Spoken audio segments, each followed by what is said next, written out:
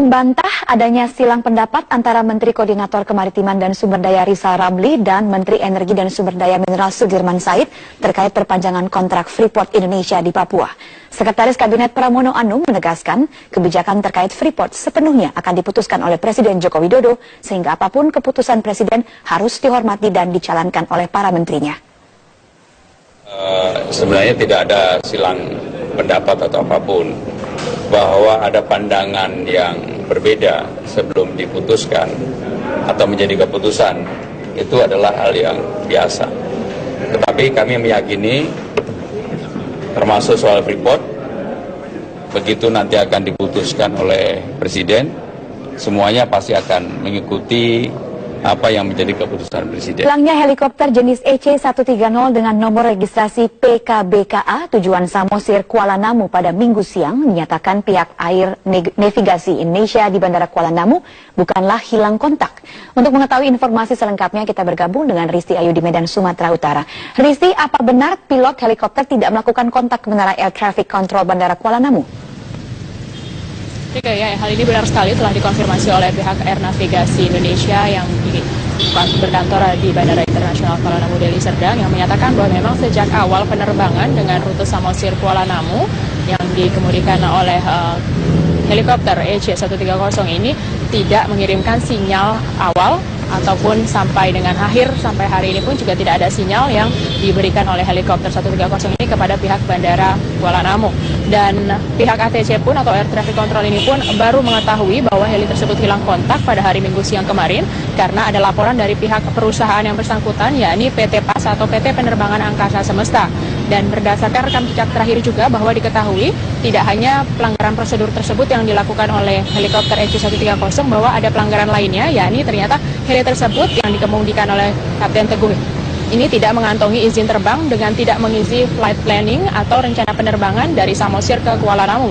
Padahal flight plan ini bisa dikatakan bagian penting dalam penerbangan, di mana dalam flight plan ini ada keterangan-keterangan atau informasi penting seperti jalur atau rute yang dipilih atau akan dilintasi oleh helikopter tersebut. Kemudian juga ada informasi cuaca yang nanti akan dilintasi di daerah tersebut.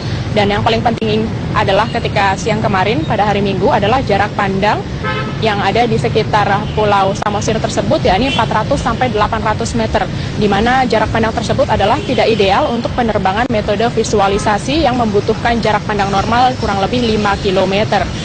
Dan berikut keterangan selengkapnya dari pihak Air Navigasi Indonesia di Medan. Pesawat helikopter EC-130 BKA yang terbang dari Samosir ke Kuala Namu itu belum pernah melakukan kontak sekalipun dengan ATS Operation Airnav Indonesia yang ada di Medan. Kalau sejak awal tidak ada komunikasi sama sekali, yang namanya lost contact adalah satu statement yang perlu diluruskan.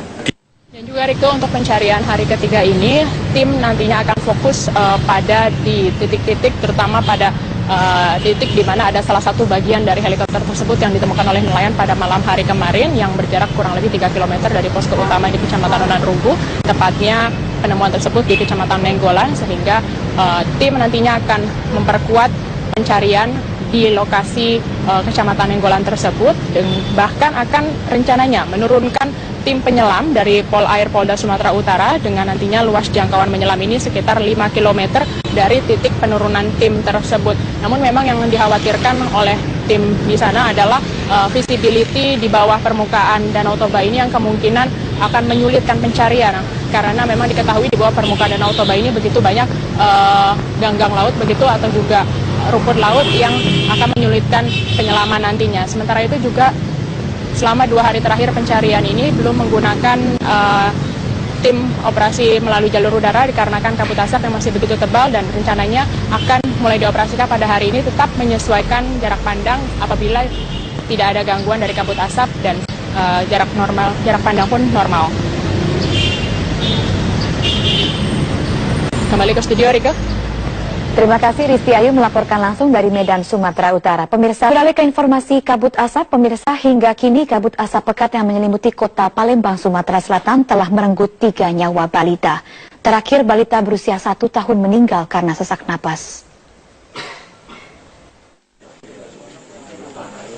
Suasana duka menyelimuti kediaman keluarga korban kabut asap Latifah Ramadhani, balita berusia 1 tahun.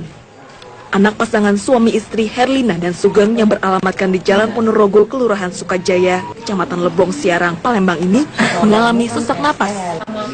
Latifah tak mampu bertahan saat menjalani perawatan di rumah sakit. Terlebih orang tuanya terpaksa berpindah-pindah rumah sakit untuk memberikan pertolongan karena tidak memiliki kartu BPJS. Bencana kabut asap yang melanda Palembang diakui orang tuanya sebagai penyebab balitanya sesak napas. Terus terang anak saya ini nggak pernah pakai masker, anak saya ini teringat, ditutupin pakai kain, nggak mau, apalagi pakai masker. Ya gimana, namanya anak-anak kan. 3 balita di kota Palembang telah menjadi korban meninggal akibat kabut asap.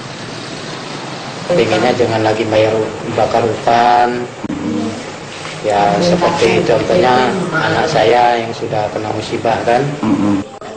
Dari Palembang, Sumatera Selatan, Safety Feriansyah, Metro TV. Upaya pemadaman kebakaran lahan gambut di Sumatera Selatan sudah mendapatkan bantuan dari pesawat waterbombing Singapura dan Malaysia. Lalu apakah kabut asap beserta dampaknya sudah berkurang di kota Palembang? Berikut pantauan Rifai Pamoni dan juru kamera Desta Liviani. Ada bantuan berupa pesawat waterbombing dari negara Singapura dan juga Malaysia dalam 2 hari terakhir. Rasa-rasanya efektivitasnya masih terus perlu dioptimalkan dikarenakan situasi kabut asap yang menyelimuti kota Palembang hingga hari ini masih terus terjadi. Kondisi kabut asap yang terjadi di wilayah kota Palembang membuat jarak pandang pada pagi dan sore hari kurang dari 500 meter. Situasi seperti ini sangat berbahaya bagi arus lalu lintas di wilayah kota Palembang yang memiliki kepadatan penduduk cukup tinggi. Dan salah satu hal yang harus dikritisi dari warga kota Palembang dan sekitarnya adalah pada saat kabut asap tengah meningkat kepekatannya seperti ini dengan indeks standar pencemaran udara yang lebih dari angka 300 masuk dalam level berbahaya, masih banyak orang dewasa yang tidak menggunakan masker pada saat melakukan aktivitas di luar ruangan. Dari Palembang, Sumatera Selatan, Rifai Pamone, Desta Liviani, Metro TV.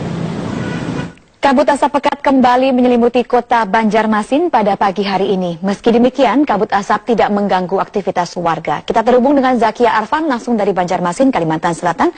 Zakia, bagaimana kondisi terkini di sana? Ya, Rika, kalau Anda lihat saat ini mungkin tidak terlihat lagi kabut asap di pukul 9 waktu Indonesia Tengah.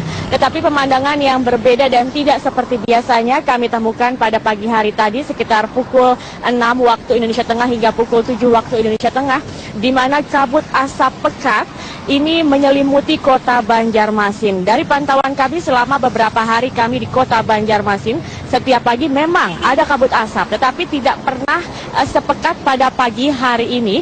Kami bahkan tadi melihat banyak kendaraan yang menyalakan lampu mereka karena jarak pandang yang cukup terbatas, yakni hanya sekitar 100 meter saja. Beberapa warga juga kami pantau, mereka akhirnya menggunakan masker karena kabut yang begitu pekat. Pemandangan ini juga tidak seperti biasanya yang kami temukan sehari-hari selama beberapa hari kami berada di sini, karena biasanya kabut asap hanya menyelimuti kota Banjarmasin dengan intensitas yang cukup tipis. Meski demikian, kami melihat para warga di sini masih melakukan aktivitas mereka seperti biasa, tetap ramai di sini, dan juga memang kabut asap yang cukup pekat ini sesuai juga dengan data dari BMKG, di mana titik api pada pagi hari ini terpantau ada 153 titik api yang tersebar di berbagai kabupaten di Kalimantan Selatan. Yang terbanyak adalah Kota Baru ada 59, kemudian Tanah Bumbu ada 31, Tanah Laut ada 27 titik api, Kabupaten Banjar 8, dan di Kota Banjarmasin sendiri ada 1 titik api. Ini berbeda dengan pagi hari kemarin yang hanya ditemukan 13 titik api. Dari pantauan satelit Aquaterra BMKG, pagi ini meningkat menjadi 153 titik api di jam yang sama. Tetapi kalau melihat kondisi terkini, Rika, Anda bisa lihat saat ini di kota Banjarmasin ini kabut asap sudah tidak tampak lagi, cuaca ataupun langit sudah cukup cerah. Kalau tadi sekitar pukul 6 kami tidak bisa melihat dengan jarak pandang yang lebih jauh lagi karena kabut asap yang pekat menutupi area ini.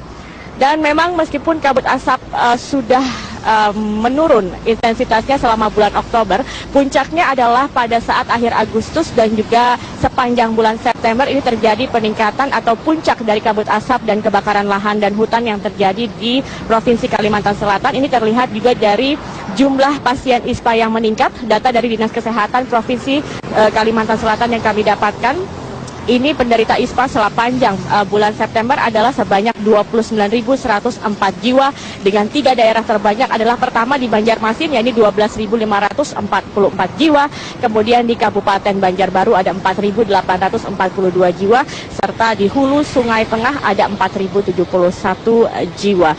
Tetapi di bulan Oktober ini dari pantauan kami jumlah pasien ISPA ini sudah cukup berkurang. Kami kemarin memantau ke 2 rumah sakit, kemudian juga ada beberapa puskesmas.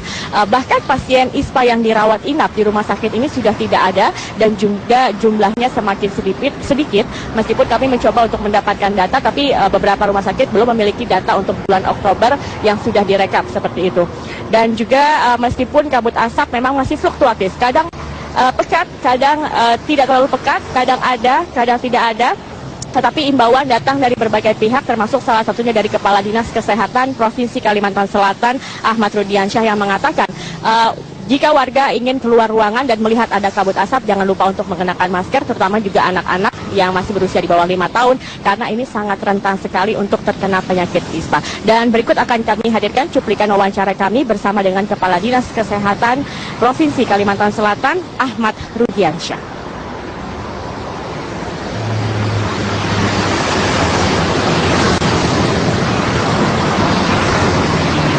Jumlahnya 18.610